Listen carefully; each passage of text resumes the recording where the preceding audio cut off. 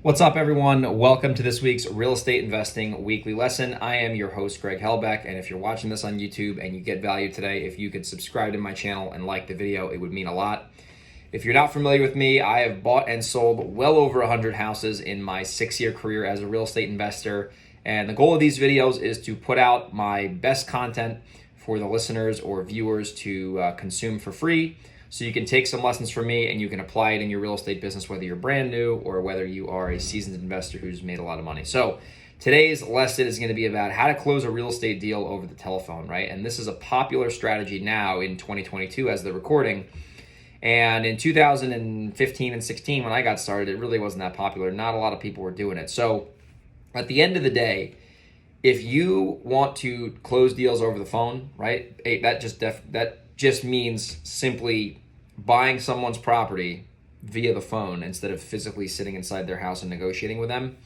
The number one obstacle, and you're going to be surprised on what my answer is it's a limiting belief in your brain, okay? You got to remove the limiting belief in your brain. A lot of people used to have this limiting belief until it became mainstream, and they were like, there's no way someone's going to sell me a house without me ever seeing it. There's no way they're going to just take an offer over the phone. I got news for you. Yes, they do. We buy 2 houses a week in my company, and 90% of those deals are all purchased via the phone. There's no face-to-face interaction. We get contracts signed. We have attorneys do deals in New York, all virtually, right? So you have to remove the barrier in your brain that is telling you that you can't do this virtually. I can tell you what, most sellers, especially sellers who don't live in the property, which is what we go after a lot, don't give a shit that you're not at the house. Most of them don't even live at the property. They're out-of-town landlords. They're people who inherited houses that are out of state. So most people don't even care, and they're not even going to be able to meet you there anyway.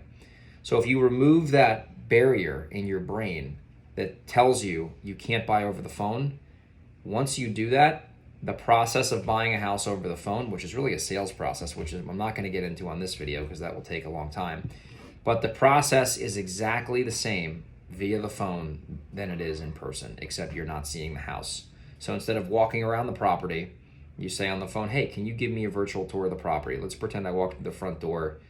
What would the house layout be like? And then they'll just, you go up the stairs, you go down the stairs, you go in the basement, you go to the bedroom, you go to this bathroom, there's a crack in the toilet, etc. So they're going to tell you the same thing they would have told you in person. So that's how you buy houses over the phone. You remove the barrier that is the limiting belief that you have that says you can't do it, and then you just insert your sales process that you already do, whether that's in person or obviously in this case it would be on the phone, and you follow the process, right? You follow that process.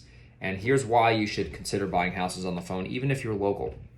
Number one, you can simply make more offers, because if you don't have to drive to a property, which takes time and energy and mental bandwidth power, you can simply make the offer over the phone. And if they say no, you really don't have a lot of time wasted because you didn't go there.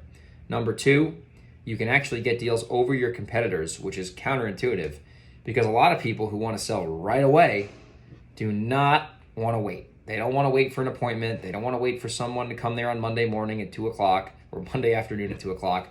They want to get their problem solved now.